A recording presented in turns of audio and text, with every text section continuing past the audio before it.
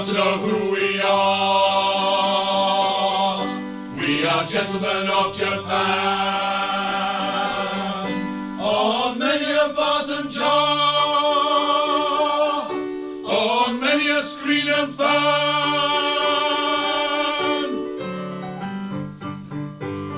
we figure in lively paint. Our attitude's queer and quaint. You're wrong if you think it ain't.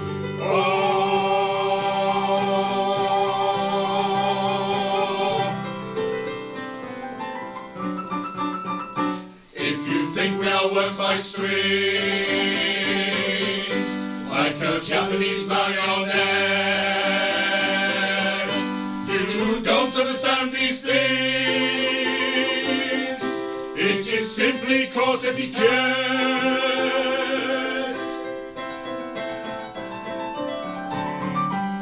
Perhaps your applause is strong, can't keep it up all day long. If that's your idea, you're wrong.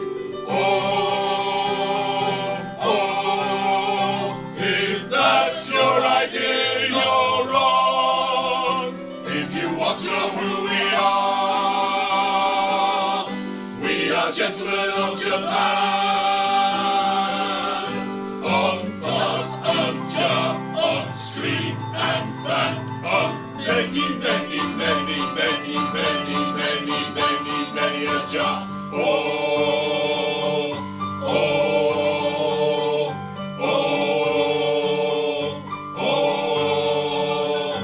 On vase and jar, on screen and fan.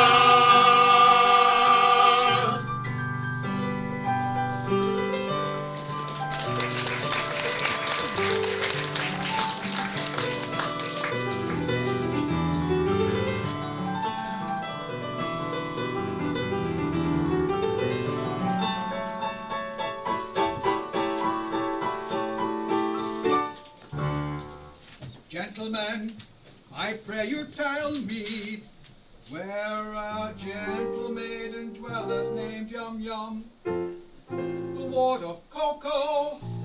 In pity speak, oh speak, I pray you. Why, who are you who ask this question?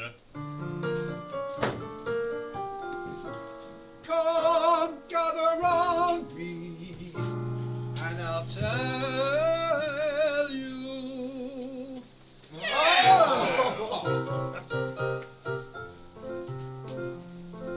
A wandering minstrel, I a thing of shreds and patches, of ballad songs and snatches, and dreamy lullaby. My catalogue is long through every passion ranging, and to your humours changing, I tune my supple song. I tune my supple song.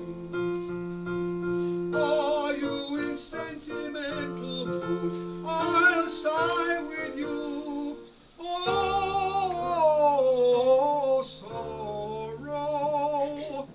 On maiden's coldness do you brood? I'll do so too. Oh, sorrow, sorrow. I'll charm your willing ears with songs of lovers' fears, while sympathetic tears my cheeks bedew. Oh, sorrow, sorrow.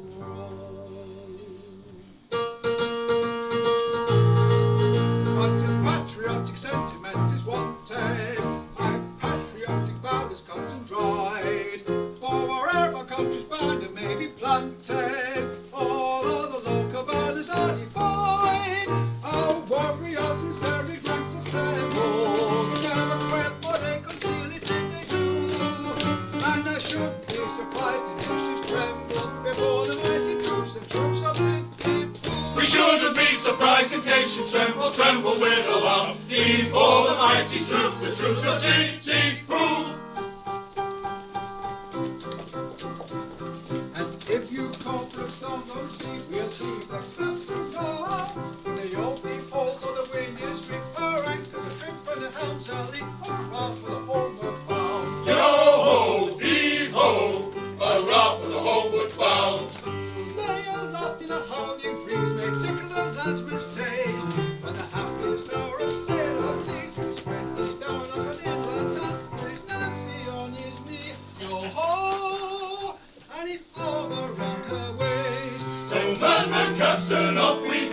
the fiddler swings us round. With a yo-heave-ho and a rum-be-lum, hurrah for the homeward bound. With a yo-heave-ho and a rum-be-lum, yo-ho-heave-ho, heave-ho, yo-ho-heave-ho, heave-ho, heave-ho, yo-ho.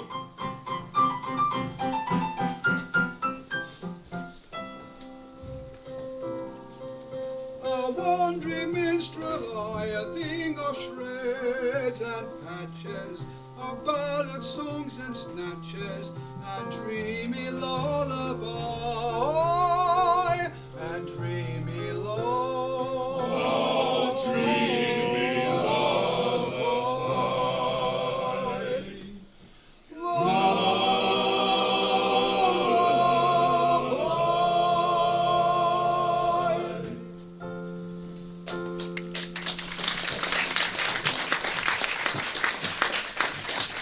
And what may be your business with Yum Yum? I'll tell you. A year ago, I was a member of the Titipu Town Band. It was my duty to take the cat round for contributions. While discharging this delicate office, I saw Yum. We loved each other at once, but she was engaged to her guardian, Coco, a cheap tailor, and I saw my suit was hopeless. Overwhelmed with despair, I quitted the town. Judge of my delight when I heard a month ago that Coco had been condemned to death for flirting. I hurried back at once in the hopes of finding Yum Yum at liberty to listen to my protestations. It is true that Coco was condemned to death for flirting, but he was reprieved at the last moment and raised to the exalted rank of Lord High Executioner under the following remarkable circumstances. A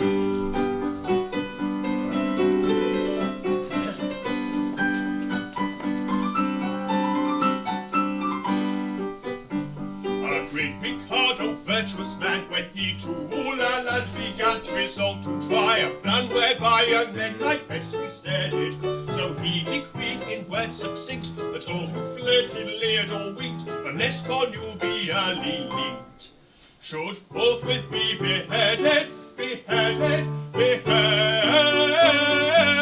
should forthwith be beheaded.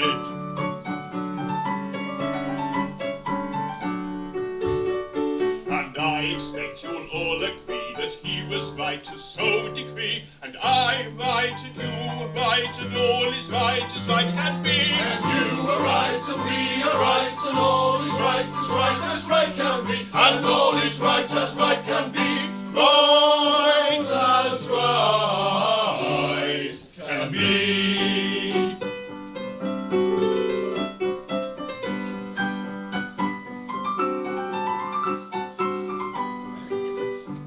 This stern decree, you'll understand, caused great dismay throughout the land, for young and old and shy and bold were equally affected. The youth who winked a roving eye, or breathed a nod connubial sigh, was thereupon condemned to die. He usually objected, objected, objected, he usually objected.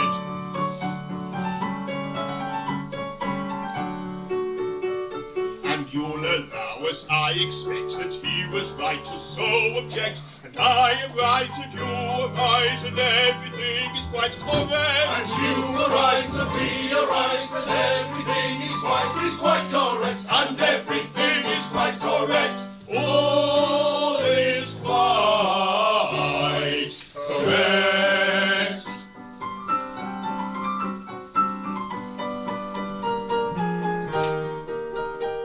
And so we straight let out on bail a convict from the county jail, whose head was next on some pretext condemned it to be blown off, and made him headsman, for we said, who's next to be decapitated, cannot cut off another's head until he's cut his own off, his own off, his own off, until he's cut his own off.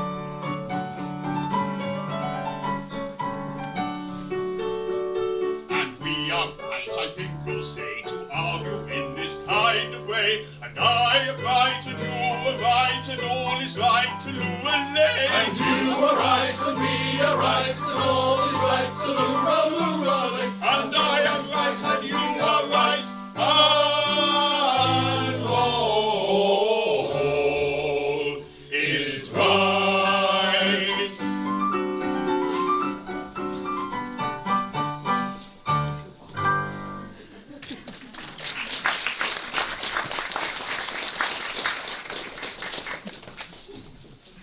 Coco, the Chief Tailor, the Lord High Executioner of Titipu. Why, that's the highest rank a citizen can attain. It is. Our logical Mikado, seeing no moral difference between the dignified judge who condemns a criminal to die and the industrious mechanic who carries out the sentence, has rolled the two offices into one, and every judge is now his own executioner. But how good of you, for I see you are a nobleman of the highest rank, to condescend to tell all this to me, a mere strolling minstrel. Don't mention it. I am, in point of fact, a particularly haughty and exclusive person of pre-Adamite ancestral descent. You will understand this when I tell you that I can trace my ancestry back to a protoplasmal, primordial, atomic globule. Consequently, my family pride is something inconceivable. I can't help it. I was born sneering. But I struggle hard to overcome this defect. I mortify my pride continually. When all the great officers of state resigned in a body because they were too proud to serve under an ex-tailor, did I not unhesitatingly accept all these posts at once? And the salaries attached to them, you did. I did, and it is consequently my degrading duty to serve this upstart as First Lord of the Treasury, Lord Chief Justice, Commander-in-Chief, Lord High Admiral, Chief Rabbi, Master of the Buckhounds, Groom of the Backstairs, Archbishop of Titipu, and Lord Mayor, both acting and elect, all rolled into one, and at a salary. A pooh-bah paid for his services. I, a salaried minion. I do it. It revolts me, but I do it. And it does you credit. But I don't stop at that. I go and dine with middle-class people on reasonable terms. I dance at cheap suburban parties for a moderate fee. I accept refreshments at any hands, no matter how lowly. I also retail state secrets for a very low figure. For instance, any information about Yum Yum would go into the head of a state secret.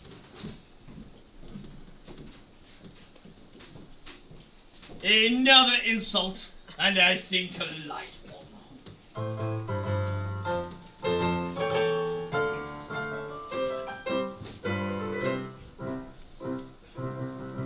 Young men despair, like wise do too.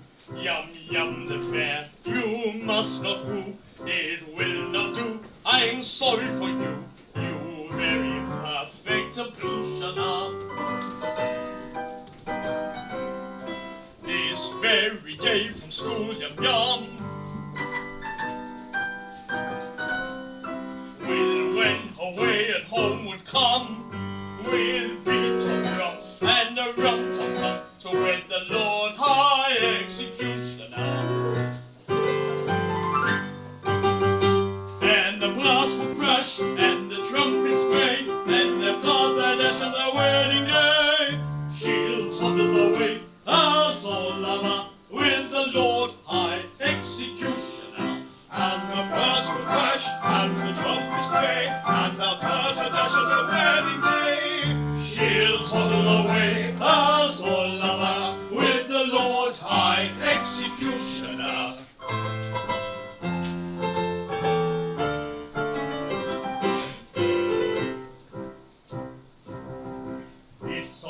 this case, as you may see, and in your place, away and flee. But don't blame me, I'm sorry to be of your pleasure diminution of. They'll vow the pact extremely soon. In point of fact this afternoon, her honeymoon with that buffoon, a 7 commences, so you shall have. And the brass will crash, and the trumpet play, and they'll call the dash of the wedding day. She'll toddle away as all lover with the Lord High Executioner. And the brass will crash, and the trumpets play, and the cars will dash of the wedding day. She'll toddle away as all lover with the Lord High Executioner.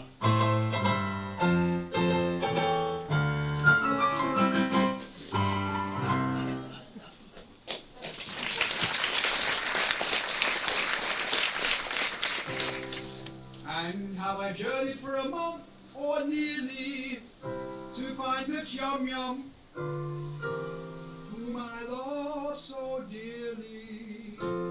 This day to Coco is to be united.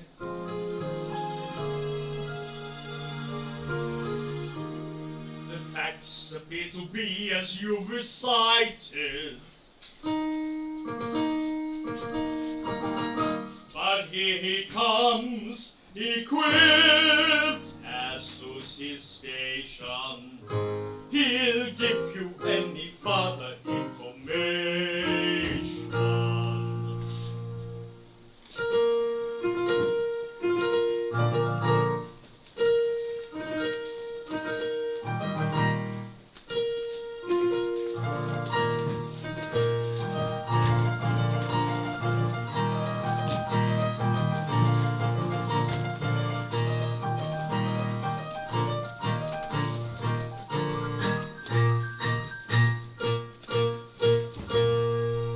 Behold the Lord High Executioner, a personage of noble rank and title, a dignified and potent officer, whose functions are particularly vital.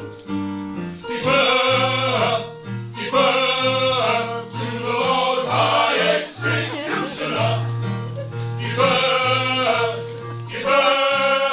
to the noble Lord, to the noble Lord, to the Lord High Executioner.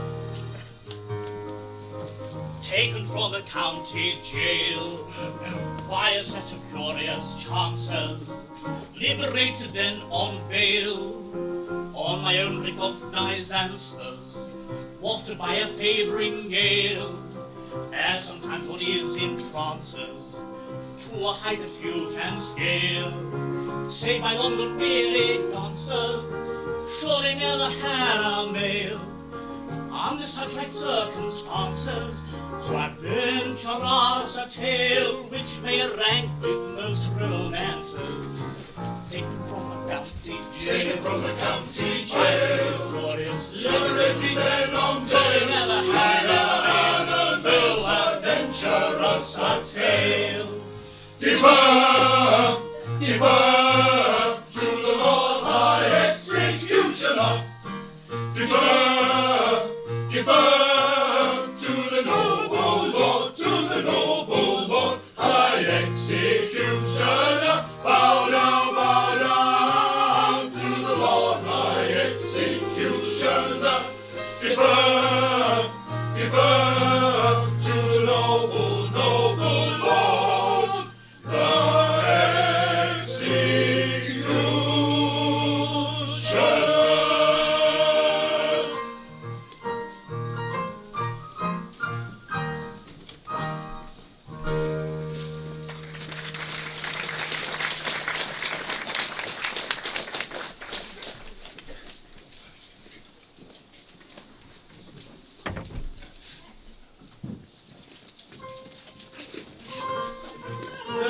Defer to the Lord High Executioner.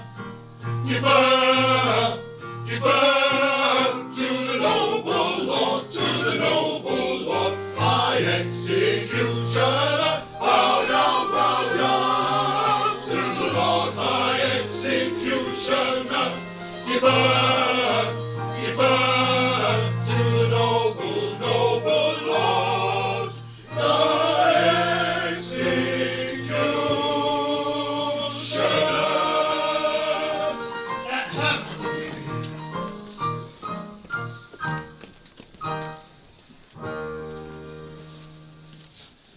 Gentlemen, is this thing on? Is it? Thank you.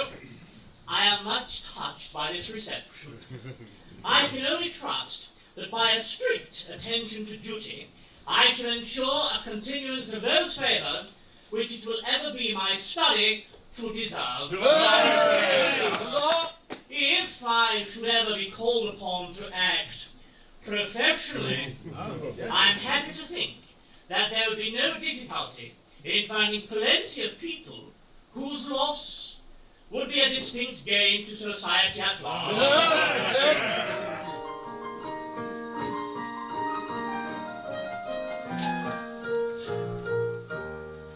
As someday it may happen that a victim must be found, I've got a little list of society offenders who might well be underground and who never would be missed.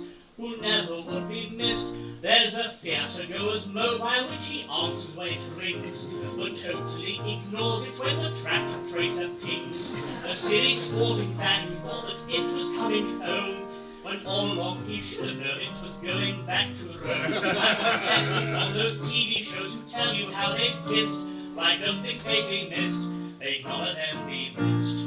He's got them on the list, he's got them on the list, and then none of them be missed. They'll none of them be missed. Then health secretaries who drop their pants by cameras indoors, his knickers in a twist, I've got him on the list. And the chaps who go abroad and only order British food, the all-inclusivist, I've got him on the list. All guys who shake your hands instead of bumping with their fists, and women who fill up their lips and look like puffer fish. The idiot who'd rather die than have a COVID jab, and the Pope who hates gay marriage but who goes to work in drag, and that snowflake generation always proper till they're pissed. I don't think they'd be missed. Those Karens are on my list. He's got them on the list, he's got them on the list, and then none of them be missed. They'll none of them be missed. And the greenhouse gas protesters and COP26ers too, environmentalists, Greta Thunberg's on my list, or panic buying petrol heads who fill up selfishly, those buggy motorists, I've got them on my list. Each and every politician who is always telling lies, with Christmas cheese and wine parties and pepper pig oh fine. And tut and what's his name?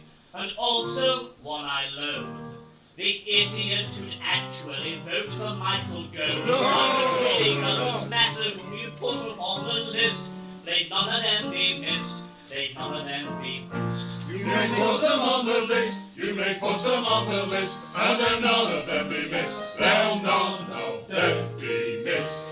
Makes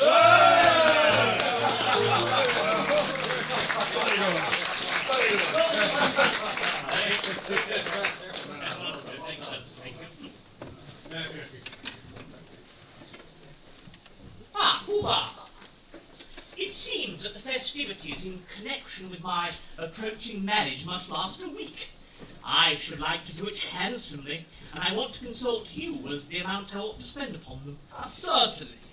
In which of my capacities? As First Lord of the Treasury, Lord Chamberlain, Attorney General, Chancellor of the Exchequer, Privy Purse, Cristiano Ronaldo, or Private Secretary. Suppose we say as the private secretary. Speaking as your private secretary, I should have no hesitation in saying chances. Thank you, I will. That's my advice as private secretary. Thank you. But then, as Chancellor of the Exchequer, I am bound to see that due economy is observed. Oh, but you said just now, don't stint yourself, do it well. As Private Secretary. And now that due economy must be observed. As Chancellor of the Exchequer. I see. Well, come over here then, where the Chancellor can't hear us. Now then, as my solicitor, how do you advise me to deal with this, difficulty?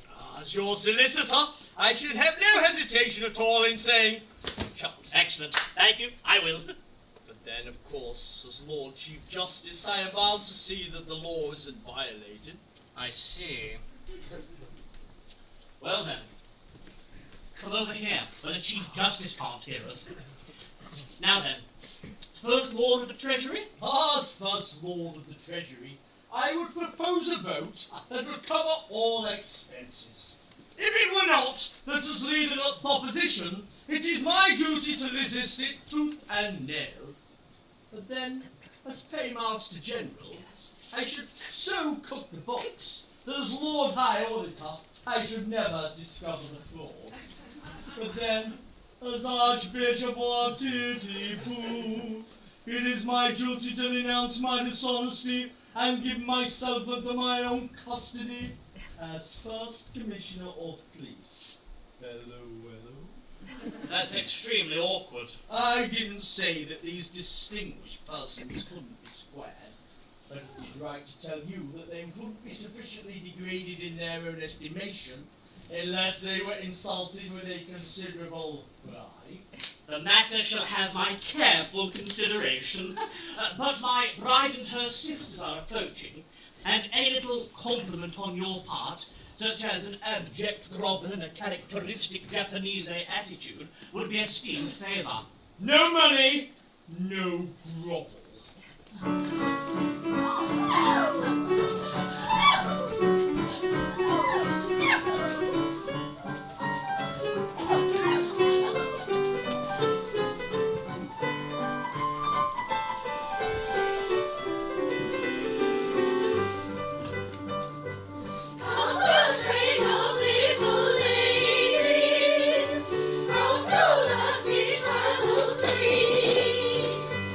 Each a little bit afraid is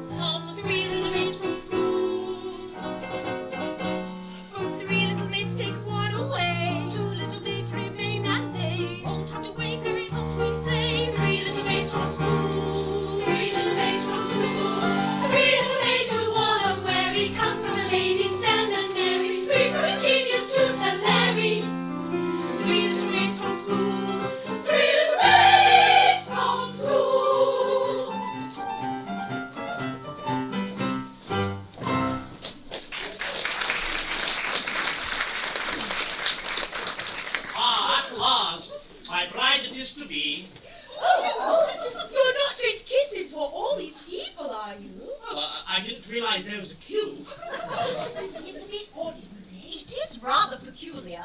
Oh, I expect it's all right. Must have a beginning, you know. Well, I know nothing about these things, but I have no objection if it's usual. Oh, yes, it's quite usual, I think. Lord Chamberlain? I have known it done. Oh, my goodness, that's it's never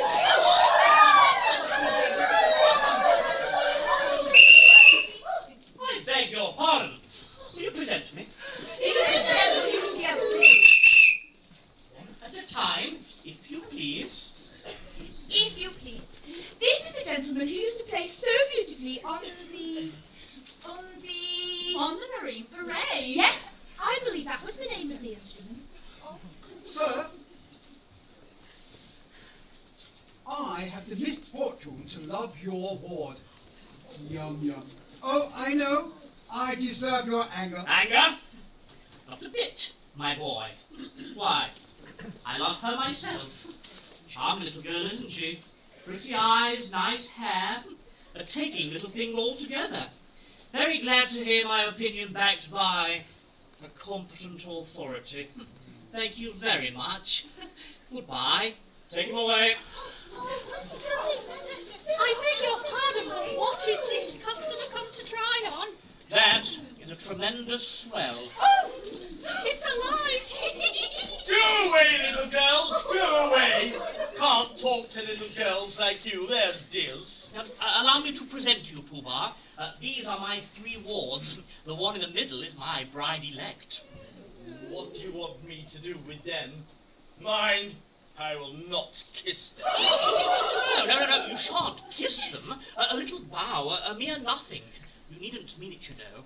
That goes against the grain. They are not young ladies. They are young persons. Come, make an effort. There's a good noble man. I shan't mean it. Howdy-do, little girls. Howdy-do. Oh, my protoplasmal ancestor. That's very good. I see nothing to laugh at. It's very painful for me to have to say, howdy-do, little girls, howdy-do to young persons. I'm not in the habit of saying, howdy-do, little girls, howdy-do to anybody under the rank of a stockbroker. Don't laugh at him. He can't help it. He's under treatment for it. Never mind them. They don't understand the delicacy of your position. We know how delicate it is, don't we? I should think we did. How a noble man of your importance can do it at all is a thing I never can or never shall understand.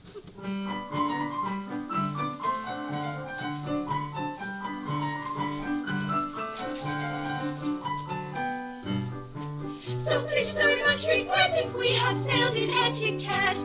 Towards a man of rank so high, we shall know better by and by. But youth, of course, must have its fling, so pardon us, so pardon us. And folding cohorts have his ring. Be hard on us if we're inclined to dance and sing tra-la-la, tra-la-la. But youth, of course, must have its fling, so pardon us. And doting girls have its ring, be hard on us. But youth, of course, must have its fling, so pardon us. Tra-la-la-la-la-la-la, tra-la-la-la-la-la, tra-la-la-la-la-la, tra-la-la-la-la-la-la-la,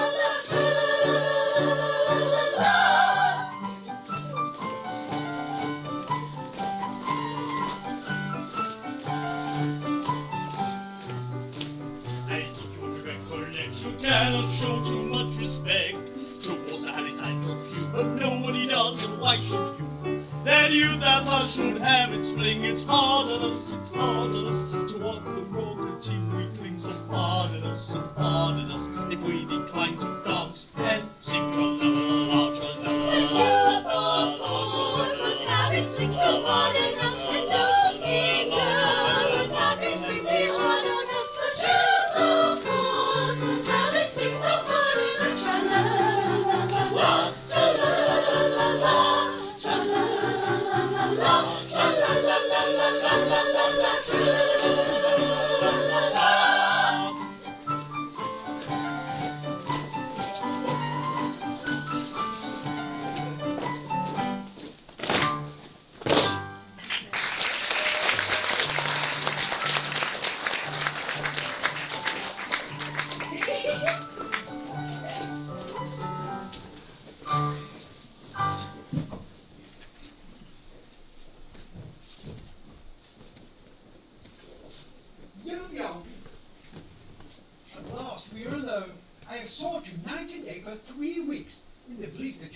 he was beheaded. And I find that you are about to be married to him this afternoon. Alas, yes. But you do not love him. Alas, no. Modified rapture. But why do you not refuse him? And what good would that do?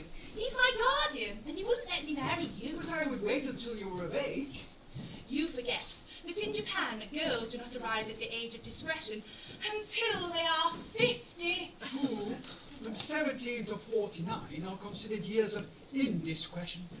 And besides, a wandering minstrel who plays wind instruments outside tea houses is hardly the fitting husband to the ward of a Lord High Executioner. But should I tell her? Yes, she will not betray me.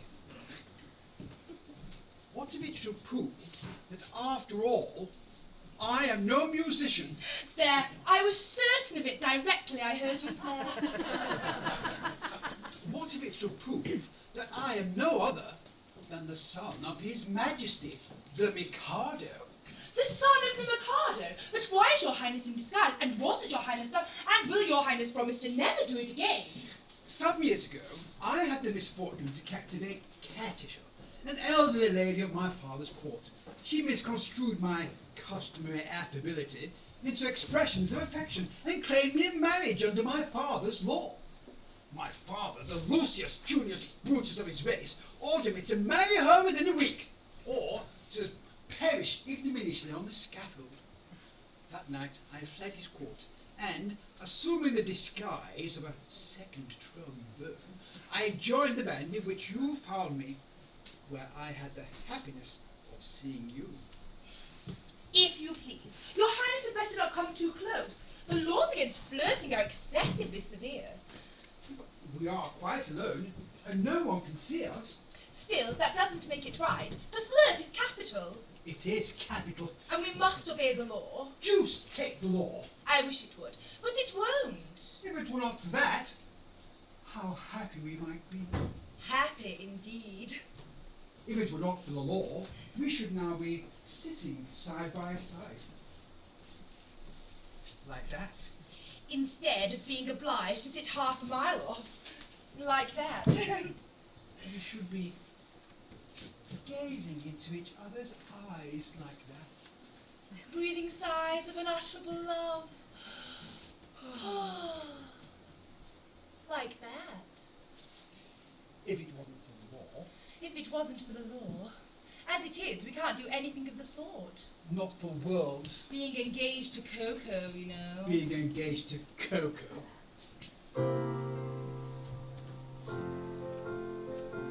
Were you not to Coco plighted, I would say in tender tone, loved one, let us be united, let us be each other's own. I would merge your rank and station, but listeners are not to ours, and to mark my admiration, I would kiss you fondly thus. I would Kiss me fondly thus.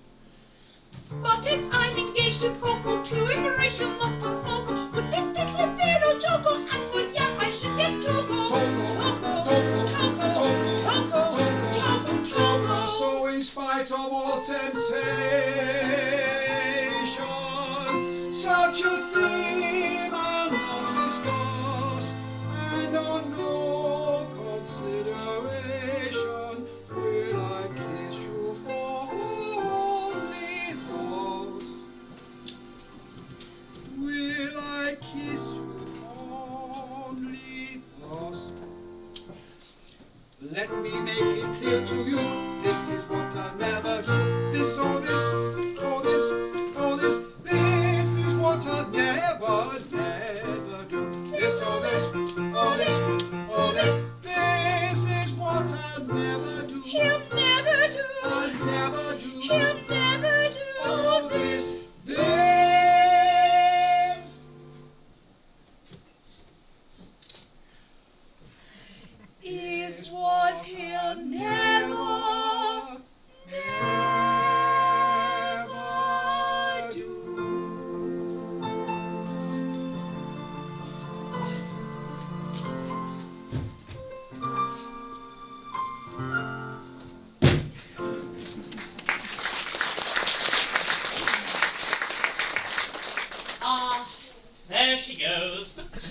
think how entirely my future happiness is wrapped up in that little parcel. Really, it hardly seems worthwhile. Ah, matrimony. Now then, what is it? Can't you see I'm soliloquizing? You have interrupted an apostrophe, sir. I am the bearer of a letter from His Majesty, the Mikado. A letter from the Mikado? What in the world can you have to say to me?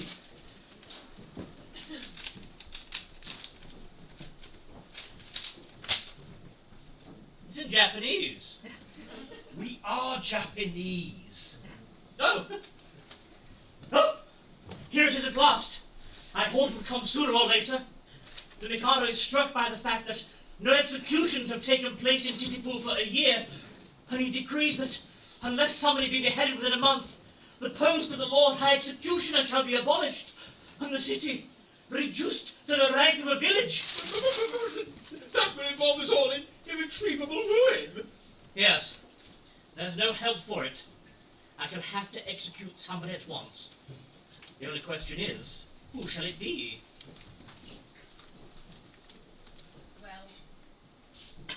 Well, as you are already under sentence of death for flirting, everything seems to point to you. To me? To you. To me? To you. To me, what's he talking about? I can't execute myself. Why not? Why not? Well, in the first instance, self-decapitation is an extremely difficult, not to say dangerous thing to attempt. And, in the second, it is suicide, and suicide is a capital offence. That is so, no doubt. We might reserve that point. True, it could be argued 6 months hence, before the full court. Besides, I don't see how a man can cut off his own head. A man might try. Even if you only succeeded in cutting it half off, that would be something. It could be taken as an earnest of your desire to comply with the imperial will. No. Pardon me, but there I am adamant.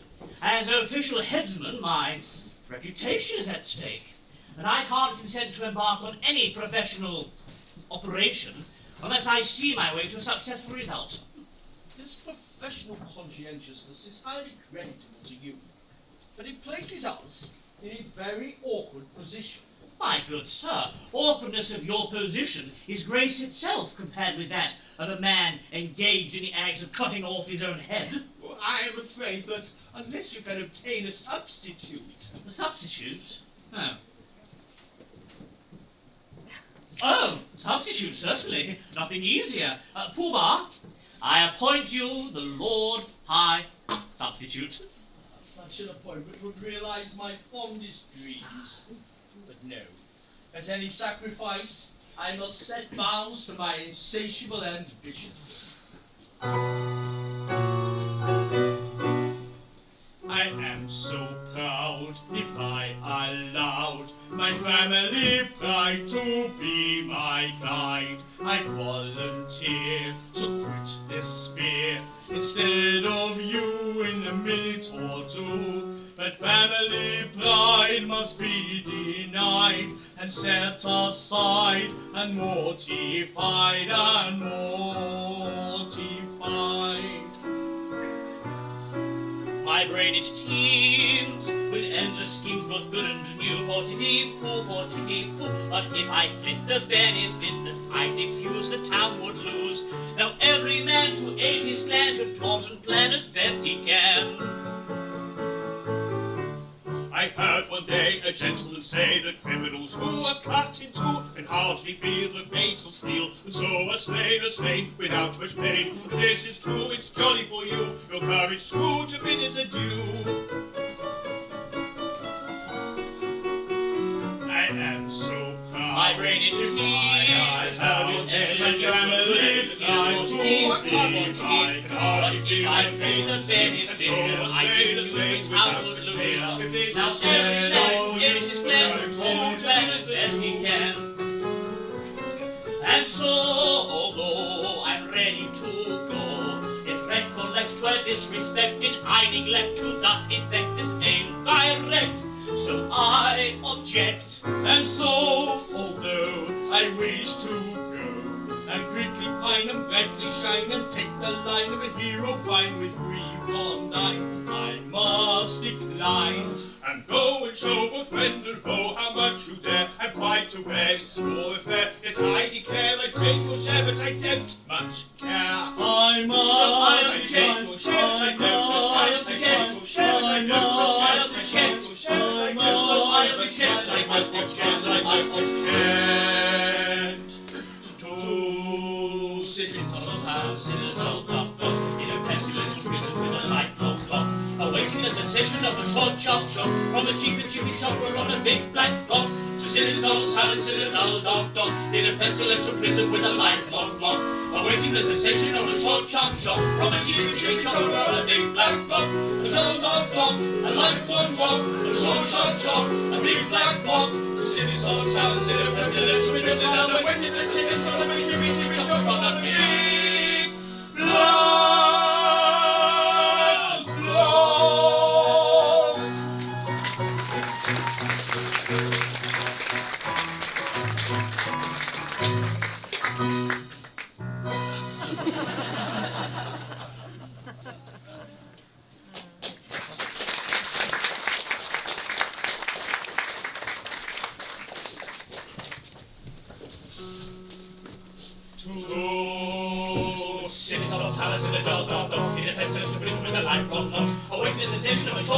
from a chippy chippy chopper on a big black block. The city's all silence in a dull dark dock, in a pestilential prison with a lifelong lock, awaiting the sensation of a short sharp shop from a chippy chippy chopper on a big black block. A dull dark dock, a lifelong lock, a short sharp shop, a big black block. The city's all silence in a pestilential prison and awaiting the sensation from a chippy chippy chopper on a big black block.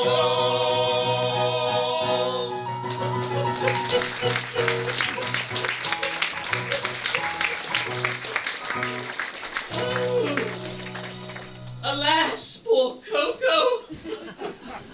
This is simply appalling.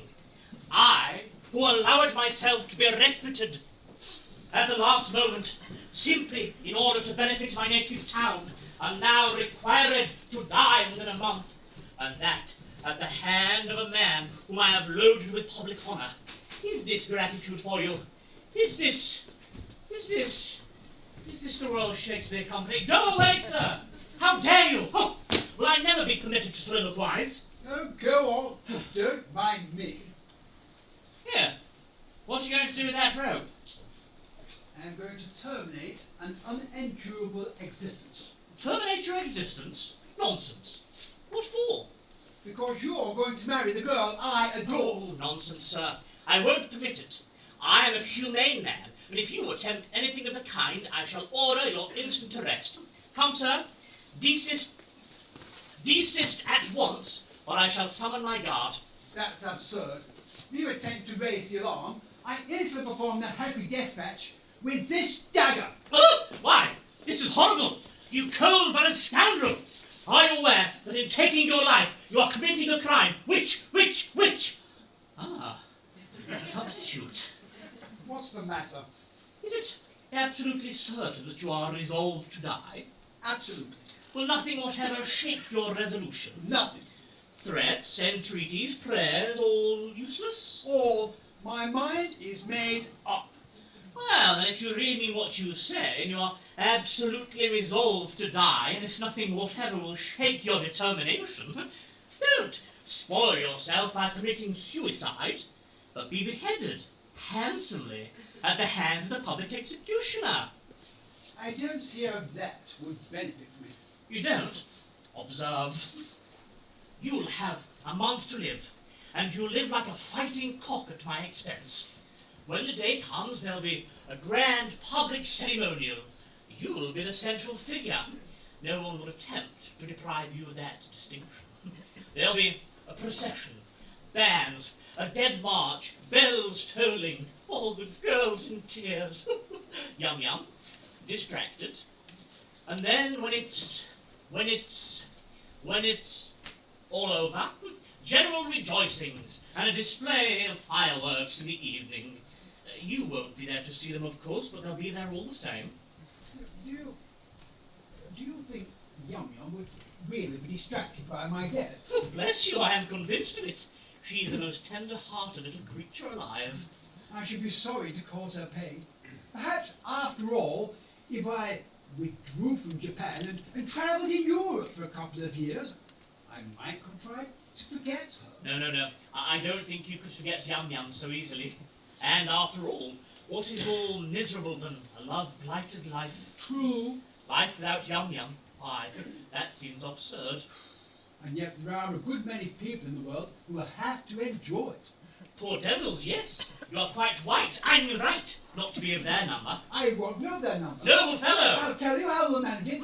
Let me marry Yum Yum tomorrow, and in a month you may behead me. No. Pardon me, but I draw the line at Yum Yum. Very good.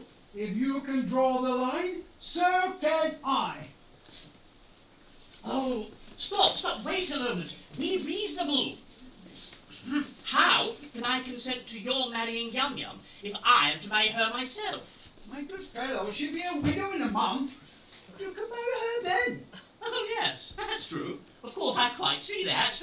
Oh, but, dear me, my position during that month will be most unpleasant, most unpleasant. Not half so unpleasant as my position at the end of it. But, well, oh, dear me, very well, I agree. After all, it is only putting off the wedding for a month. But, you won't prejudice her against me, will you? You see, I've educated her to be my wife. She's been taught to regard me as a good and a wise man. I shouldn't like her views on that point disturbed. Trust me, she shall never learn the truth from me.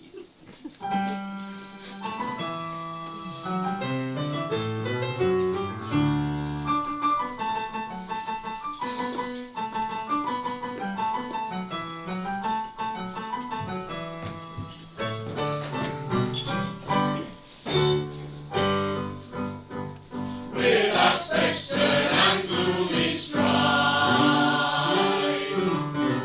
we come to learn how you decide.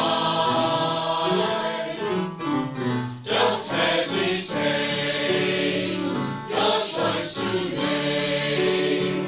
A dreadful fate you'll suffer all the same. A dreadful fate you'll suffer all the same. To ask you what you mean to do, we punctually appeal. Congratulate me, gentlemen, I found a volunteer. The Japanese equivalent of here. 'Tis Nanki-Poo.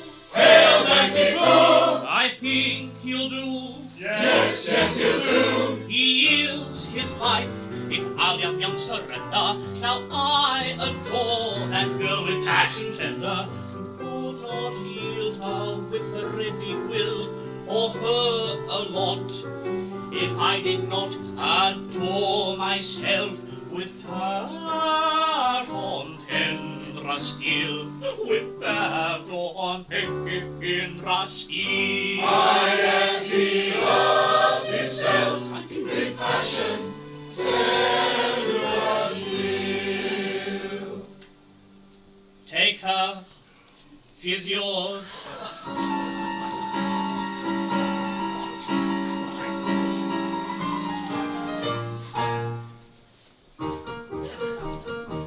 The threatened cloud has passed away.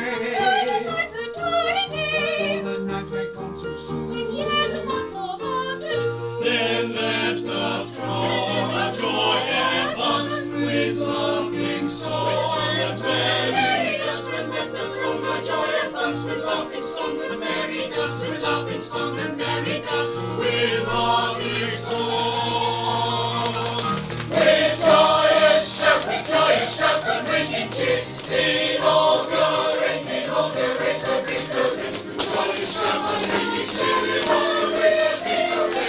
Joyous shout and ringing cheer. Inaugurate the victory. A day, a week, a month, a year. Let's eventide comes much too soon. Live at least a honeymoon. Then let the throng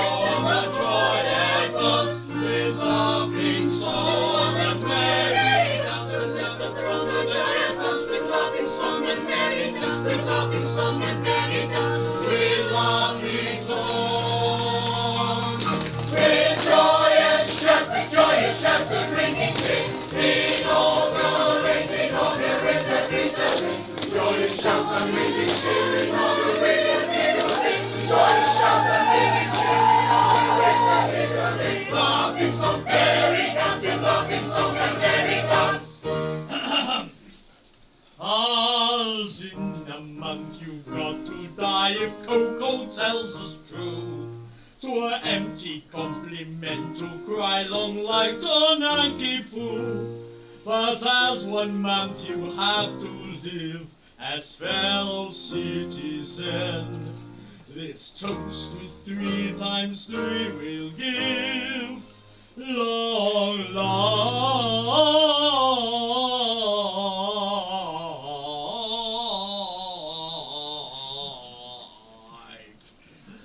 Long life to you. Long life to you. Long life to you. Till then. May your good fortune prosper you. May you have health, may you have health and riches too. May your good fortune prosper you. May you have health and riches too. May you succeed in all you do. Bye to you till then.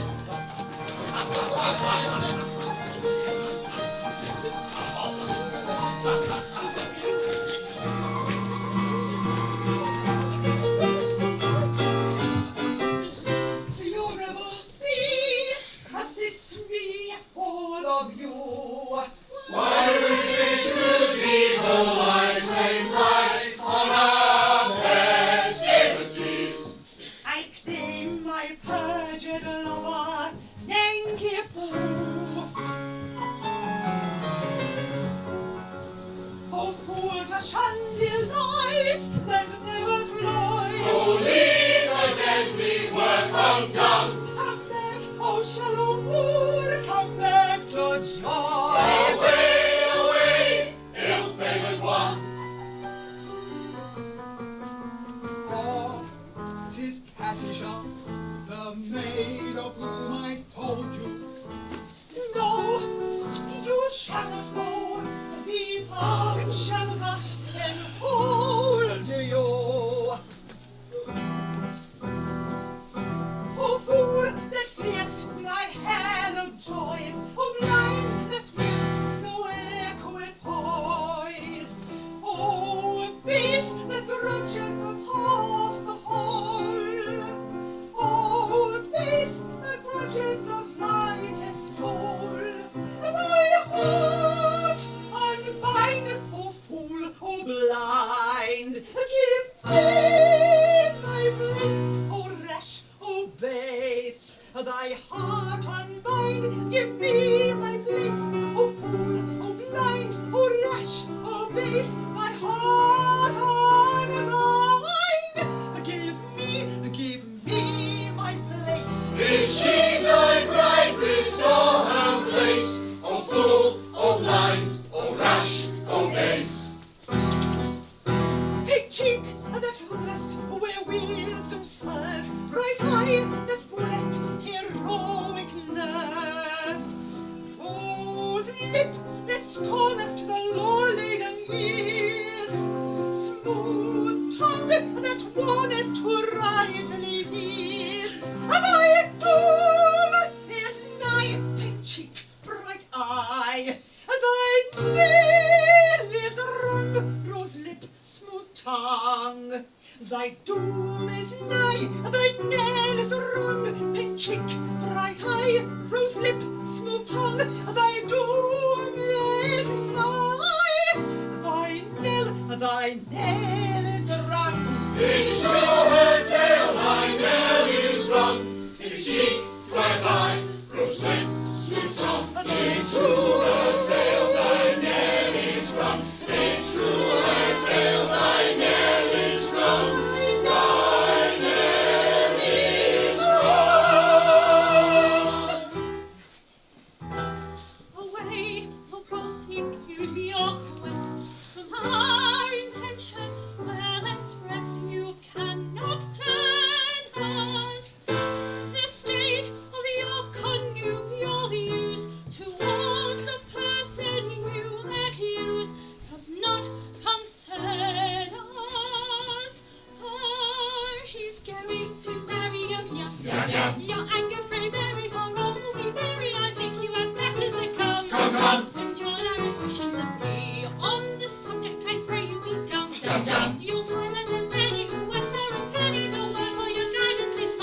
come. There's lots of good fish in the sea. On these Sundays we pray you'll be come, come, come. We think you are precious, so come, come, come. You'll find there are many who wait for a penny, who wait for a penny. There are lots of good fish in the sea. There are lots of good fish in the sea. There's lots of good fish in the sea. There's lots of good fish in the sea, in the sea, in the sea, in the sea, in the sea.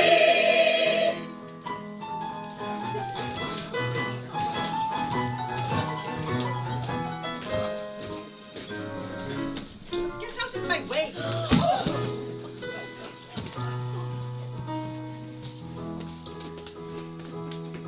The hour of gladness is dead and gone. In silent sadness I live alone. The hope I cherished all lifeless lies, and all has perished, all has perished, save love, which never dies, which never dies. Oh, faithless one, this insult you shall rue. In vain for mercy, on your knees you'll sue. I'll tear the mask from your disguising. Now comes the blow. Prepare yourselves for new surprising. I'll foil my foe. No minstrel he, despite bravado. I know. He is the son of your. In vain you interrupt with this tornado. He is the only son of your. A spoil! Your gay Gilberto, he is the son of your. The son of your.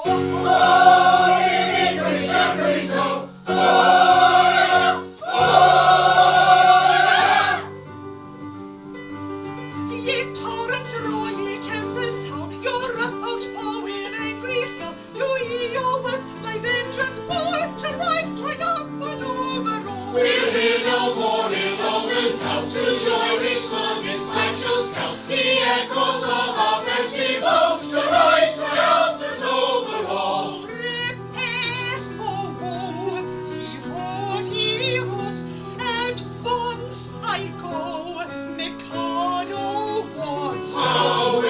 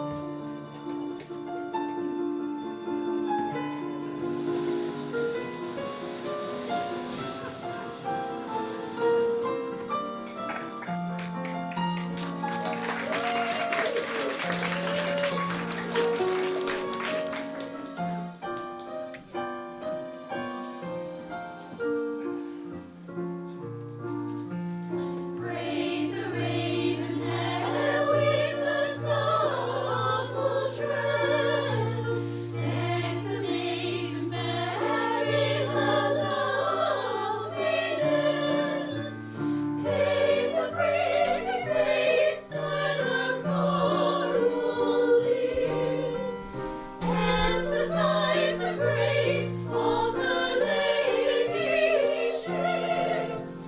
Art and nature, thus allied, go to make a pretty bride. Art and nature, thus allied, go to make a pretty bride.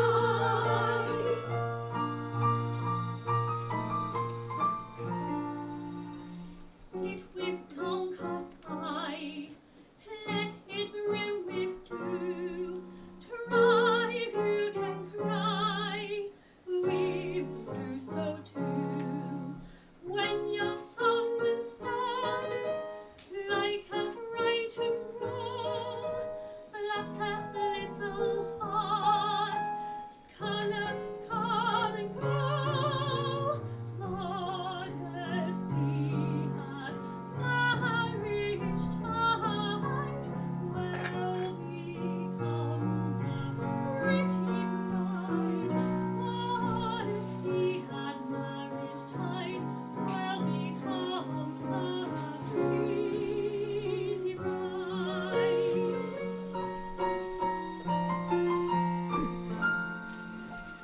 Braid the raven hair with the supple tress. Deck the maiden fair in her loveliness. Paint the pretty face, style the coral lips.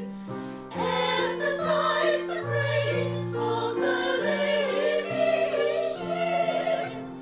Art and nature, thus allied, go to make a pretty bride. Art and nature, thus allied, go to make a pretty bride.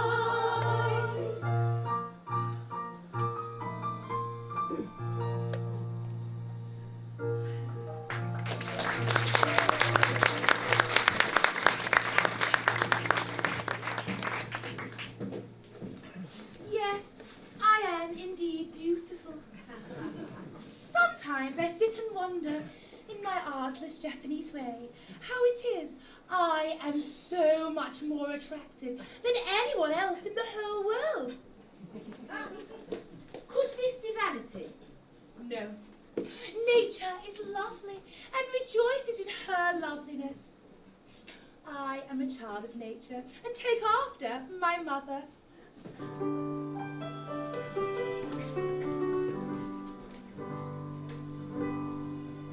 The sun whose rays are all ablaze with ever-living glory does not deny his majesty, his door to tell a story.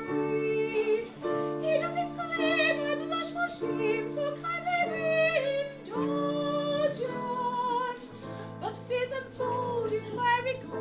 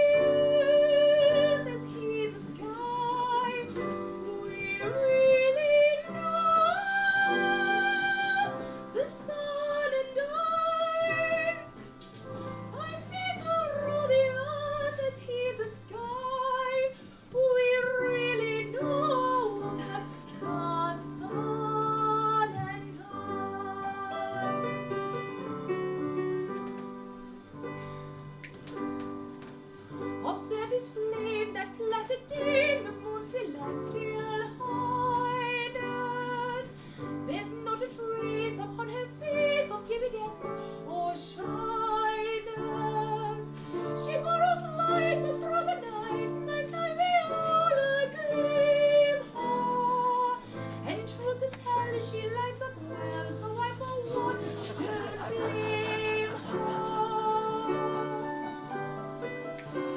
But pray make no mistake, we are not shy, we're very wide-eyed, the moon and I. Oh, pray make no mistake, we are not shy, we're very wide awake, the moon and I.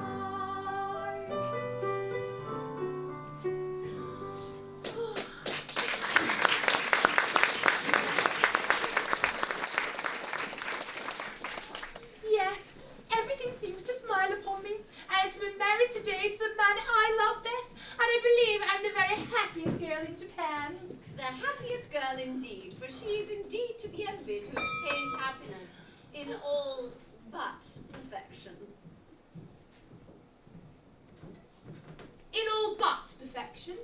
Well, dear, it can't be denied the fact that your husband is to be beheaded in a month is in a way a drawback. It does take the top off of it, you know. I don't know about that. It all depends.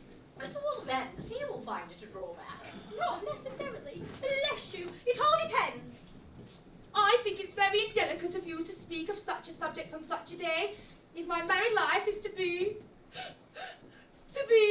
cut short. Well, cut short in a month. Can't you let me forget it? Yum Yum, in tears, and on her wedding morn. They've been reminding me that in a month you're to be beheaded. Yes, we've been reminding her you're to be beheaded. Yes, you are to be beheaded. Now, some bridegrooms will be depressed by this sort of thing. Month? Well, what's a month? These divisions of time are purely arbitrary. Who says 24 hours makes a day? There's a popular impression to that effect. Then we'll face it. We'll call each second a minute, each minute an hour, each hour a day, and each day a year. At that rate, we've about 30 years of married happiness before us. And at that rate, this interview has already lasted 4 hours and 3 quarters. How time flies when one is thoroughly enjoying oneself. That's the way to look at it. Don't let's be downhearted. There's a silver lining to every cloud. Yes, let's be perfectly happy. By all means, let's thoroughly enjoy ourselves. It's absurd to cry. Quite ridiculous.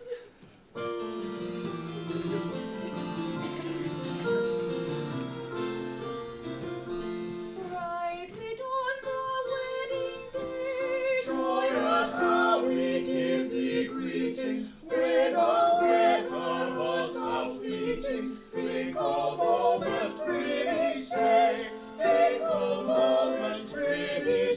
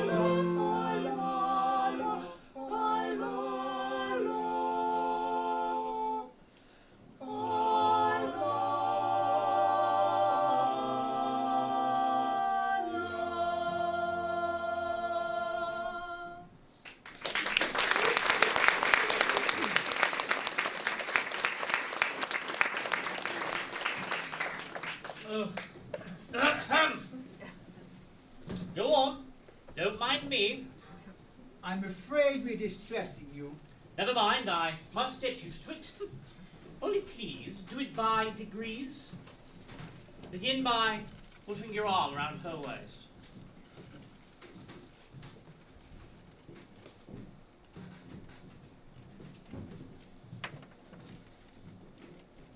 There. Let me get used to that first. Wouldn't you like to retire? It must pain you to see us so affectionate together. Never mind, I must learn to bear it. Now oblige me by allowing her head upon your shoulder. Like that? I am much obliged to you. Now go on. Kiss her. Oof. Thank you. It's simple torture. Oh, come. After all, it's only for a month. No, there's no use deluding oneself with false hope. What do you mean? My child, my poor child. How shall I break it to her? My little bride that was to have been. Was to have been? Yes, you can never be mine. I'm so happy. I have just ascertained under Mikado's law that when a married man is beheaded, his wife must be buried alive. Buried alive? Buried alive. It's the most unpleasant death. But whom did you get that from? Oh, from Pooh Bah, and Pooh Bah. They're my solicitors. But they must be mistaken. Ah, so I thought. So I consulted the Lord Chief Justice, the Lord High Admiral, the Master of the Rolls, the Judge Ordinary, and the First Lord of the Chancery. They're all of the same opinion. Never known such unanimity on a point of law in my life. But stop a bit. This law has never been put into force. Ah, not yet. You see, flirting is the only crime punishable by decapitation. And married men, well, they never flirt. Oh, of course. They don't. I quite forgot that. Well, I suppose I may take it that my dream of happiness is at an end. Darling, I don't want to appear selfish, and I love you with all my heart. I don't think I shall ever love anyone else half as much. But when I agreed to marry you, my own, I had no idea, Pet, that I'd be buried alive in a month. Nor I. It's the very first I've heard of it. It makes a difference, doesn't it? It does make a difference, of course. You see, buried alive, it's such a stuffy death. I call it a beast of a death. Oh, you see my difficulty, don't you? Yes, and I see my own. If I insist on you carrying out your promise, I doom you to a hideous death. If I release you, you marry Coco at once. Here's a howdy-do, if I marry you. When your time has come to perish, then the maiden whom you cherish must be slaughtered too. Here's a howdy-do, here's a howdy-do. Here's a pretty mess, in a month or less. I must die without a wedding, let the bitter tears I'm shedding witness my distress. Here's a pretty mess, here's a pretty mess. Here's a state of things, to her life she clings. Matrimonial devotion doesn't seem to suit her notion, burial it brings. Here's a state of things, here's a state of things. With a passion nothing turns our worship and adore. On the rules of common sense we oughtn't to ignore. If what I say is true, 'tis death to marry you. Here's a pretty state of things, here's a pretty howdy-do. Here's a pretty state of things, a pretty state of things. Here's a howdy-do, Here's a howdy-do. Here's a howdy-do. For if what I say is true, I cannot marry you. Here's a pretty, pretty state of things. Here's a pretty howdy-do.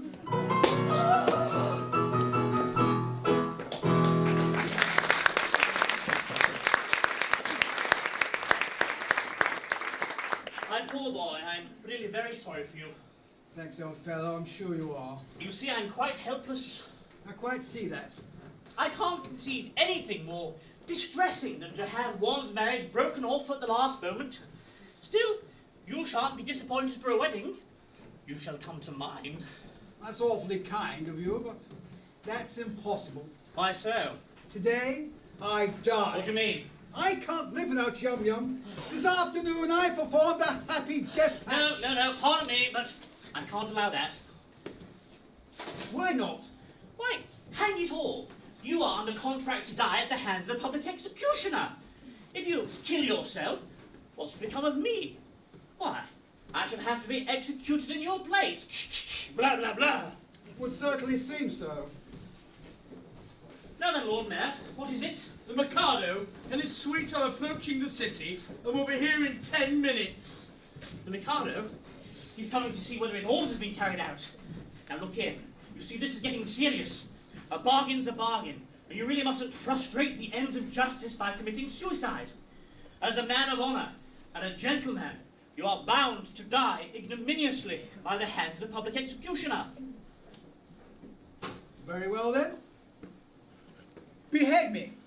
What? Now? Certainly, at once. Chop it off, Chop it Coco! off. Chop it off! My good sir, I don't go about prepared to execute a gentleman at a moment's notice. Why, I never even harmed a blue bottle. Still, as Lord High Executioner... As Lord High Executioner, I've got to behead him in a month. I'm not ready yet. I don't know how it's done. I'm going to take lessons. I mean to start with a guinea pig and work my way up through the animal kingdom, estate agents, until I come to a second trombone. Why? You don't suppose that, as a humane man, I'd have accepted the post of Lord High Executioner if I hadn't thought the duties to be purely nominal? Why, I can't kill you. I can't kill anyone. I can't kill anything. Oh, my poor fellow. We all have unpleasant duties to discharge at times. After all, what is it? If I don't mind, why should you? Remember, sooner or later, it must be done. Must it? I'm not so sure about that. What do you mean? Why should I kill you when making an affidavit that you've been beheaded will do just as well? Here are plenty of witnesses. The Lord Chief Justice, the Lord High Admiral, the Commander-in-Chief, the Secretary of State of the Home Department, the First Lord of the Treasury, and the Chief Commissioner of the Police. But where are they? Well, there they are. You'll all swear to it, won't you? Am I to understand that all of us high officers of state are required to perjure ourselves to ensure your safety? Well, why not? You'd only be grossly insulted as per usual. Will the insult be cash down or at a date? Apple Pay? I prefer PayPal. Well, it'll be useful discipline. Very good. Choose your fiction and I'll endorse it. Family pride. How do you like that, me buck? But I tell you, life without Yum Yum. Oh, yum, yum, yum, yum. Bother Yum Yum. Here, Commissioner, you don't fetch Yum Yum. Only take Yum Yum and marry Yum Yum and go away and don't come back again. Ah, here she comes. Yum Yum, are you particularly busy? Not particularly. You got 5 minutes to spare? Yes. And go along with His Grace the Archbishop of Titipu, and he'll marry you at once. But if I'm to be buried Now alive... don't ask questions, but do as I tell you. And Nanki here, he'll explain all. But one moment. Oh, not for worlds! Here comes the Mikado, no doubt to ascertain whether I've obeyed his decree. And if he finds you alive, I shall have the greatest difficulty in trying to convince him that I beheaded you. Go! It's a close thing, that, for here he comes. Whew.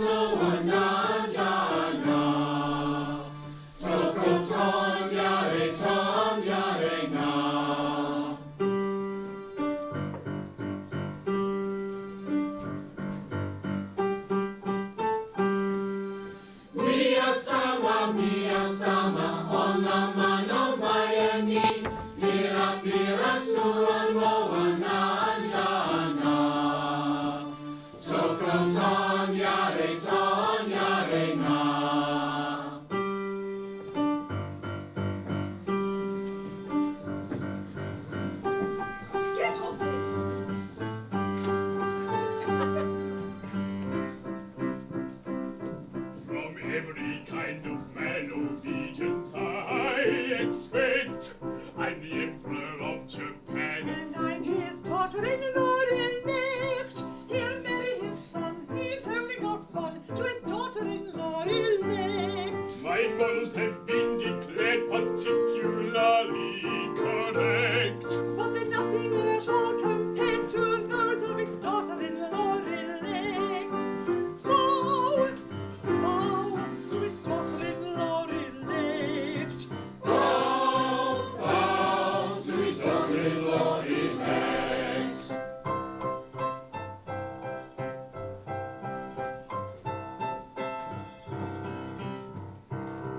In a fatherly kind of way, I govern each tribe and sect, all cheerfully own my sway. Except his daughter-in-law elect is tough as a bone, with a will of her own, is his daughter-in-law elect. My nature is love and delight, my freedom from all defect. He is insignificant quite compared to his daughter-in-law elect. Bow, bow to his daughter-in-law elect. Bow, bow to his daughter-in-law elect.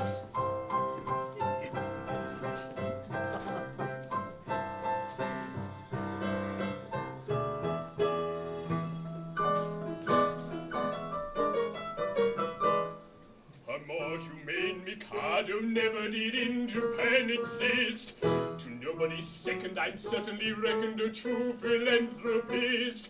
It is my very humane endeavor to make to some extent each evil liver of running river of harmless merriment.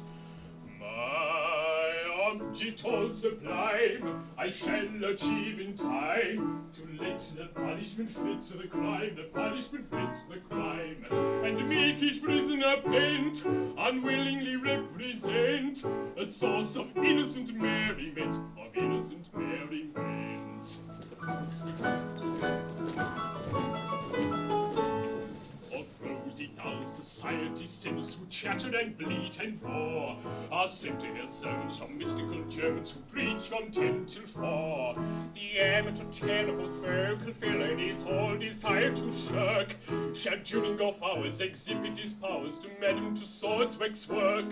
The lady who dyes a chemical yellow or stains a grey her pupes, or bleaches her figure is painted with vigour and permanent walnut juice. The idiot who in railway carriages scribbles on window panes, we only suffer to ride on a buffer in freezing transparent trains.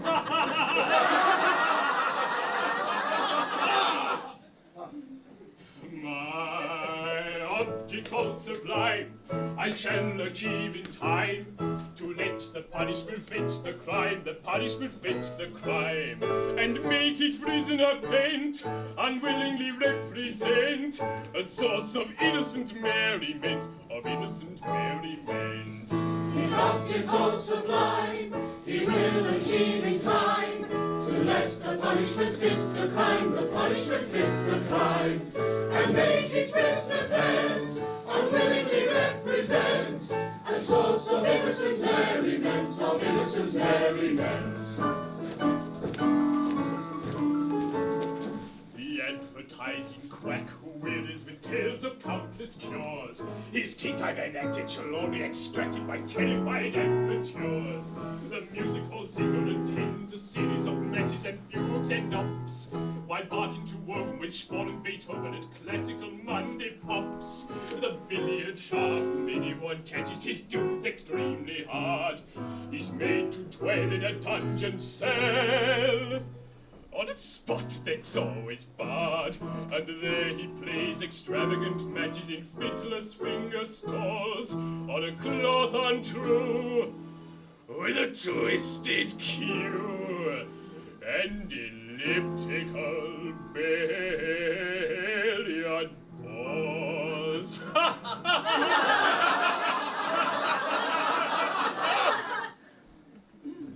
My subject all sublime, I shall achieve in time to let the punishment fit the crime, the punishment fit the crime, and make it prisoner paint, unwillingly represent a source of innocent merriment, of innocent merriment.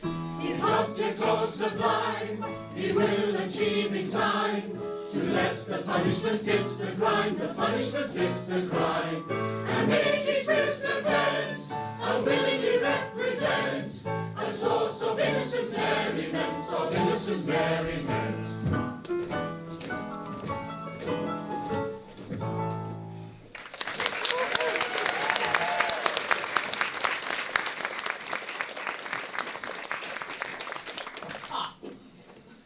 I am honoured in being permitted to welcome your Majesty. I guess the object of your Majesty's visit, your wishes have been attended to. The execution has taken place. Oh, you've had an execution, have you? The coroner has just handed me his certificate. I am the coroner.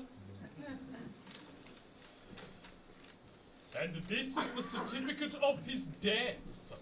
At Titipu, in presence of the Lord Chancellor, Lord Chief Justice, Attorney General, Secretary of State for the Home Department, Lord Mayor, and Groom of the second floor front.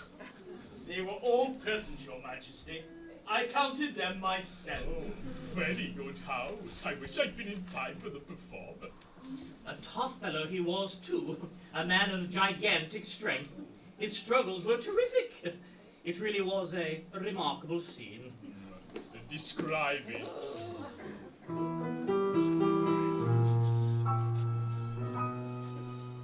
The criminal cried as he dropped him down in a state of wild alarm. With a frightful, frantic, fearful frown, I bared my big right arm. I seized him by his little kiss curl, and on his knees fell he. As he squirmed and struggled and gurgled and goggled, I drew my snicker sneeze. My snicker sort of. Oh, never shall I forget the cry or the shriek that shrieked yet he, as I gnashed my teeth when from its sheath I drew my Snickers me. We know it well, we cannot tell untrue or groundless tales. He always tries to utter lies, and every time he fails. He shivered and shook as he gave the sign, the stroke he didn't deserve. Then all of a sudden his eye met mine, and it seemed to raise his nerve. For he nodded his head and kissed his hand, and he whistled and added he, as a saber drew clearly through his cynical words agree. His words agree.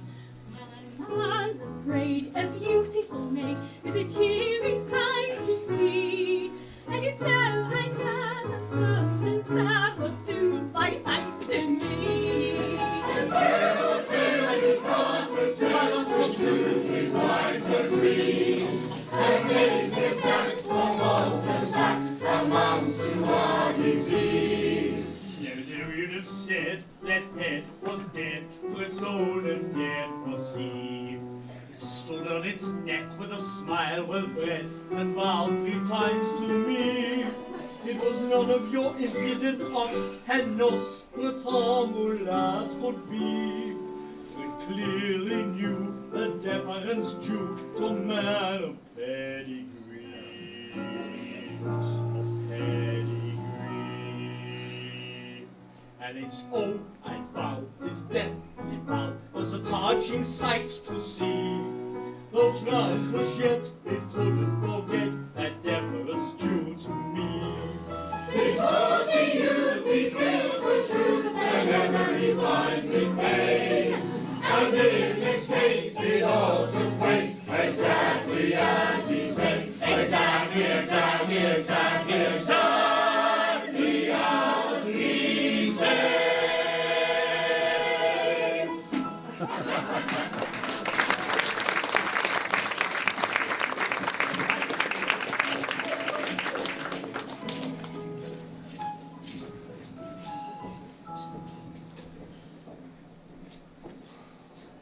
this is very interesting, and I should like to have seen it. But we came about a totally different matter. A year ago, my son, the heir to the throne of Japan, bolted from our imperial court. Indeed. Did he have any reason to be dissatisfied with his position? None whatsoever. On the contrary, I was going to marry him, and yet he fled. I am surprised he should have fled from one so lovely as you. That's not true. No. Hold that I am unattractive because my face is plain. But you know nothing. You are still unenlightened. Learn then that it is not in the face alone where beauty is to be sought. My face is unattractive. It is. But I have a left shoulder blade which is a miracle of loveliness. People come from miles around just to see it. And my right elbow holds a fascination that few can resist. Allow me. It is on display Tuesdays and Fridays on presentation of visiting cards. And as for my circulation, it is the largest in the world. And yet he fled. And is now masquerading in this town, disguised as a second trombone. A second trombone? Yes, would it be troubling you too much if I asked you to produce him? He goes by the name of Nankipoor. Oh yes, it's quite easy. That is to say, in fact, it's rather difficult. In point of fact, he's gone abroad. Gone abroad? His address? Rochdale. Oh! What's the matter? See here his name, Nankipoor, beheaded this morning. Where shall I find another? Where shall I find another?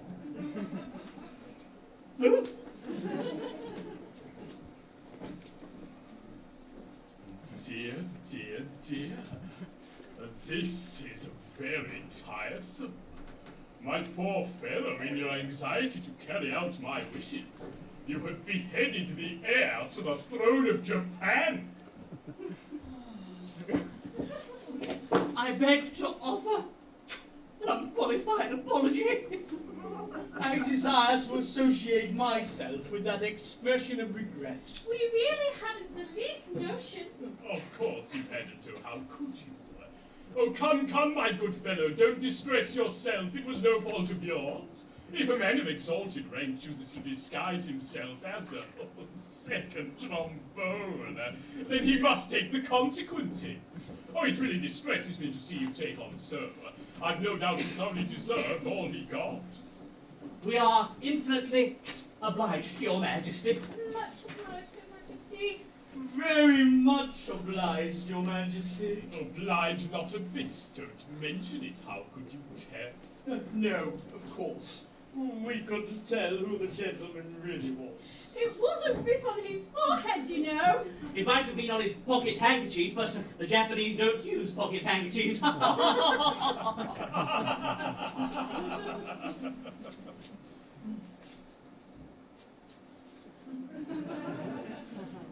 I forget the punishment for compassing the death of the heir apparent. Punishment? Oh, yes. Something lingering.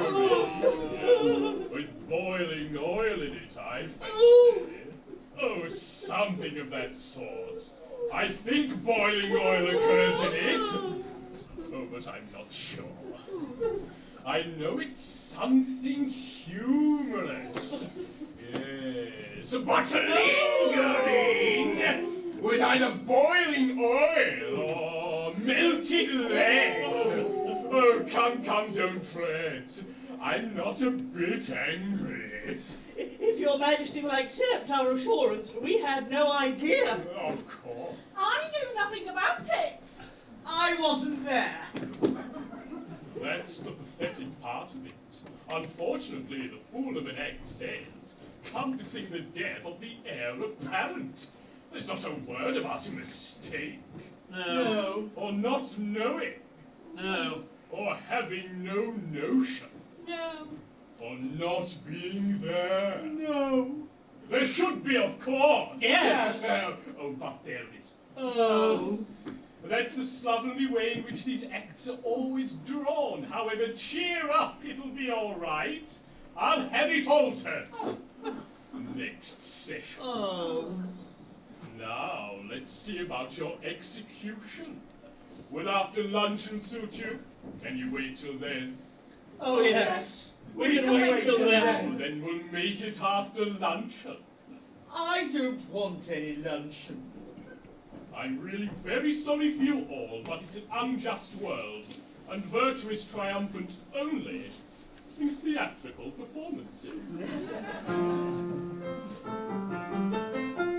See how the fates their gifts allot, for A is happy, B is not, yet B is worthy, I dare say, of more prosperity than A.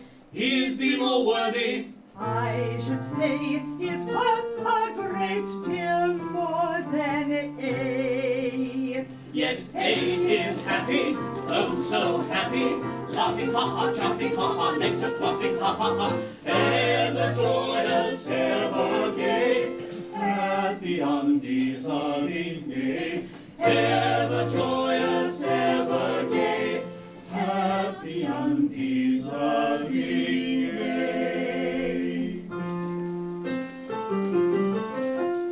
If I were fortune, which I'm not, B should enjoy A's happy lot, and A should die in misery. That is assuming I am B. But should A perish? That should be, of course, assuming I am B. B should be happy, oh so happy, laughing ha ha, chaffing ha ha, nectar quaffing ha ha ha, but condemned to die is he. Wretched meritorious be, but condemned to die is he. Wretched meritorious be.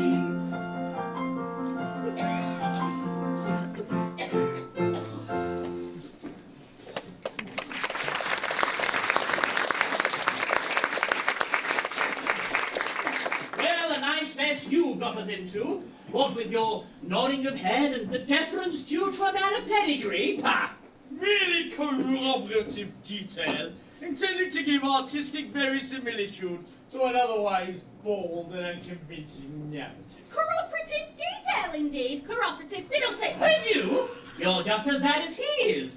What with your coconut ball stories of whistling in air and catching his eye. Oh, but that's just like you, isn't it? You have to go and put in your all. And what about your big right arm? Yes, and your snickersnee. Yes, well, never mind about that now. There's only one thing to be done. Nanky Poo hasn't started yet. He must come to life again at once. Ah, and here he comes. Nanky Poo, come here. Ah, Nanky Poo, I've good news for you. You have been reprieved. Oh, it's too late. I'm a dead man, and I'm off my honeymoon. Nonsense! A terrible thing has just happened. It seems that you're the son of the Mikado. Yes, but that's happened some time ago. Oh, is this a time for airy persiflage? Your father is here, and with Katisha. My father? And with Katisha? Yes, and he wants to see you particularly. So does she. Oh, but he's married now. But, bless my heart, what has that got to do with it? Katisha claims me in marriage, but I can't marry her, because I'm married already. Consequently, she will insist on my execution. And if I am executed, my wife must be buried alive. You see our difficulty, don't you? Yes, I don't know what's to be done. There's one chance for it. Yes. If you could persuade Katisha to marry you, she would have no further claim on me. And in that case, I could come to life without fear of being put to death. I? Marry? Katisha? I really think it's the only course. But my good girl, have you seen her? She's something appalling. Ah, that's only her face. She has a left elbow which people come miles to see. and her right heel is admired by connoisseurs. My good sir, I decline to pin my heart on any lady's right heel. It comes to this. While cat issue is single, I prefer to be a disembodied spirit. When cat issue is married, existence will be as welcome as the flowers in spring. No.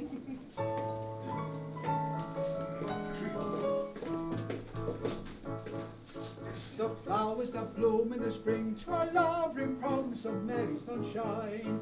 As we merrily dance and we sing, tra-la, we welcome the hope that it brings, tra-la, of a summer of roses and wine, of a summer of roses and wine. And that's what we mean when we say that a thing is welcome as flowers that bloom in the spring. Tra-la-la-la-la-la, tra-la-la-la-la-la, flowers that bloom in the spring. Tra-la-la-la-la, tra-la-la-la-la, tra-la-la-la-la.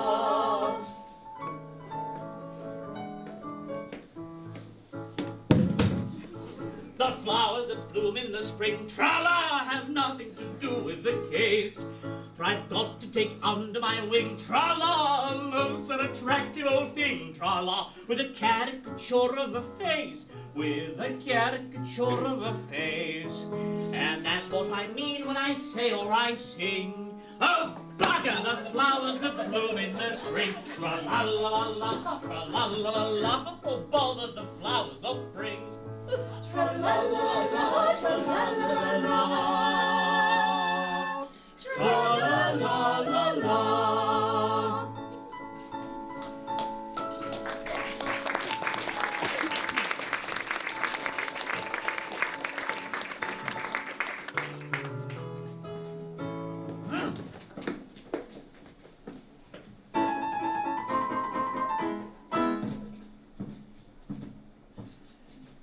Alone and yet alive. Oh, sepulchre, my soul is still my body's prisoner. Remote the peace that death alone can give. My doom to wait, my punishment to live.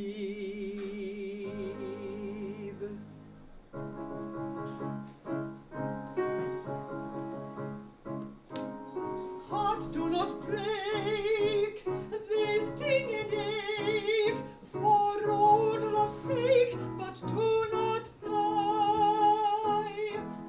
And with each breath thy long for death, as witnesseth the living eye, the living eye. Oh, living eye, come tell me why, when hope is gone, dost thou stay on? Why linger here where all is drear? Oh, living eye, come tell me why, when hope is gone, dost thou stay on? May not a cheated maiden die, may not a cheated maiden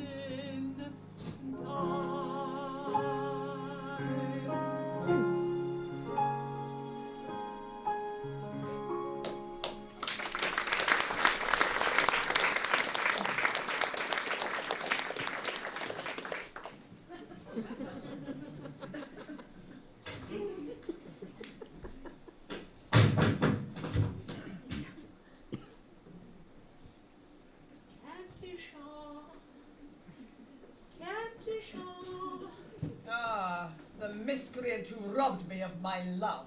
But vengeance pursues. They are heating the cauldron. Katusha, behold, a suppliant at your feet. Katusha, mercy. Mercy? Had you mercy on him? See here, you have slain my love. He did not love me, but he would have loved me in time. I am an acquired taste. Only the educated palate can appreciate me. And I was educating his palate when he left. Where shall I find another? Am I to go through the weary round again, and at the same time plead mercy for you, who robbed me of my prey? I mean, pupil. Just as his education was on the point of completion, oh, where shall I find another?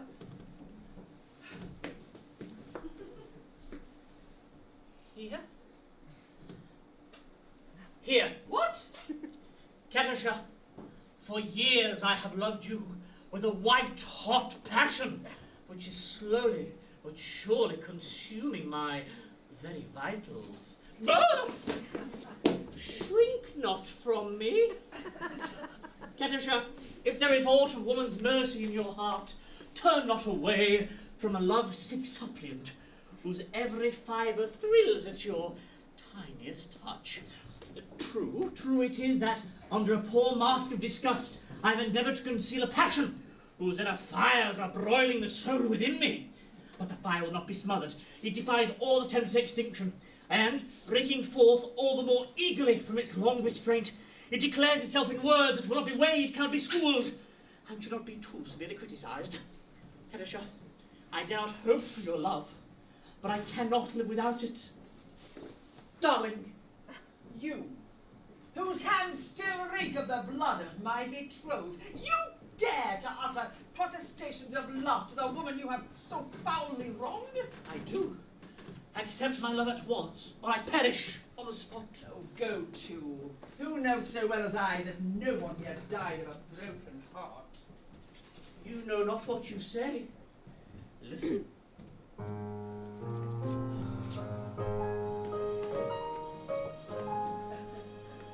On a tree by a river, a little tomtit sang willow, tit, willow, tit, willow. And I said to him, Dicky bird, why do you sit singing willow, tit, willow, tit, willow? Is it weakness of intellect, birdie, I cried, or a rather tough worm in your little inside? With a shake of his poor little head he replied, oh, willow, tit, willow, tit, willow.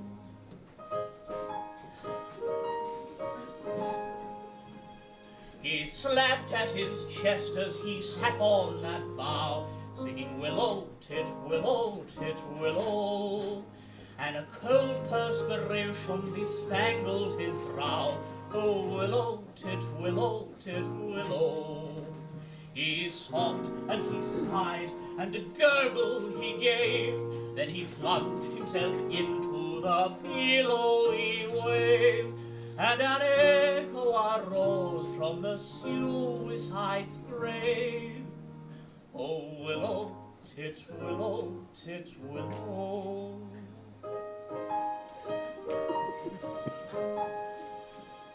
Now I feel just as sure as I'm sure that my name isn't willow, tit, willow, tit, willow. That was blighted affection that made him exclaim, oh, willow, tit, willow, tit, willow. And if you remain callous and obdurate, I shall perish as he did, and you will know why. Though I probably shall not exclaim as I die. Oh, willow, tit, willow, tit, willow.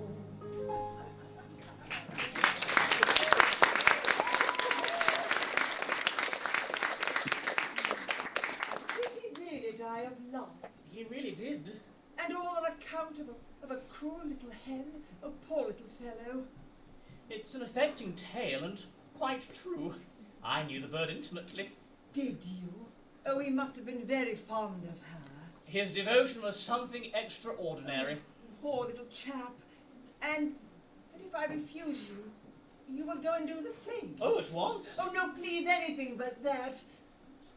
Oh, I am a silly little goose, aren't I? You are. And you won't hate me if I'm just a teensy-weensy bit bloodthirsty, will you? Hate you? Katisha, is there not even beauty in bloodthirstiness? My idea, exactly.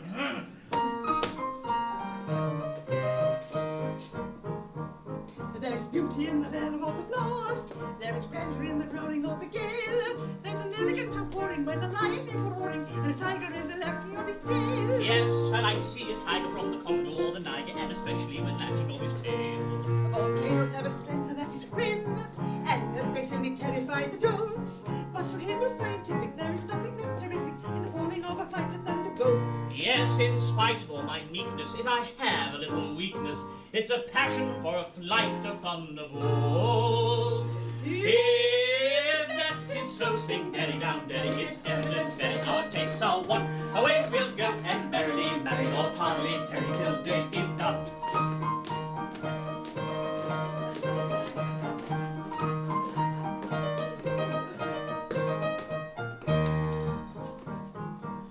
There is beauty in extreme old age. Do you fancy you are elderly enough? The information I'm requesting on the subject interesting is the maiden all the better when she's tough. Through this whole dominion, there's a general opinion that she'll last a good deal longer when she's tough. Are you old enough to marry, do you think? Won't you wait until you're 80 in the shade? There's a fascination frantic in the room that's romantic. Do you think you are sufficiently decayed? To the matter that you mention, I have given some attention, and I think I am sufficiently decayed.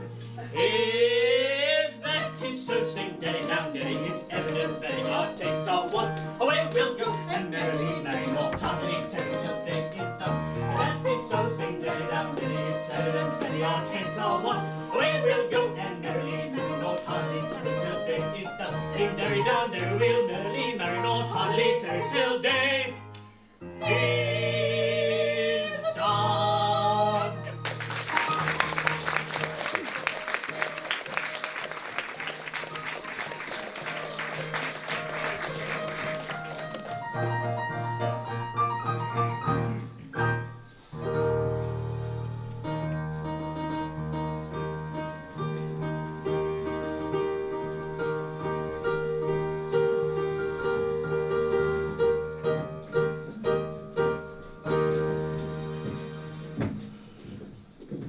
Now then, we've had a capital lunch and we're quite ready. Have all the painful preparations been made? Your Majesty, all is prepared. Ah, then produce the unfortunate gentleman and his two well-meaning but misguided accomplices. Mercy for Coco! Mercy for Pity Sing! Mercy even for Pooh Bah.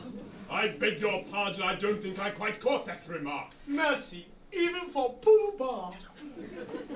Mercy!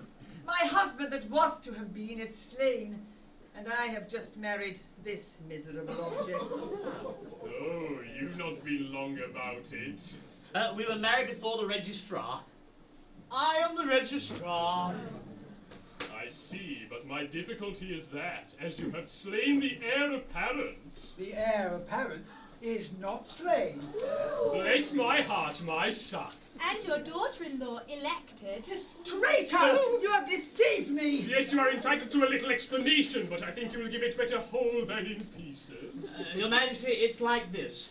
It is true that I staged that I had killed Nanky Poo. Yes, with most affecting particulars. A merely corroborative detail intended to give artistic verisimilitude to an otherwise... Will you refrain from putting in your oar? It's like this. When your Majesty says, let a thing be done, it's as good as done. Practically, it is done, because your Majesty's word is law. Your Majesty says, kill a gentleman, and a gentleman is told off to be killed. Consequently, he's as good as dead. Practically, he is dead. And if he is dead, then, well, why not say so? I see. then nothing could possibly be more satisfactory. Oh, he's gonna marry Yum. Your I can pray very for all will be merry. I think you had better say come. And join our discussions and please. On this subject, I pray you be dumb. Your notions, though many, are not worth a penny. The word for your guidance is mum. It's a very good bargain indeed. On this subject we pray you be dumb.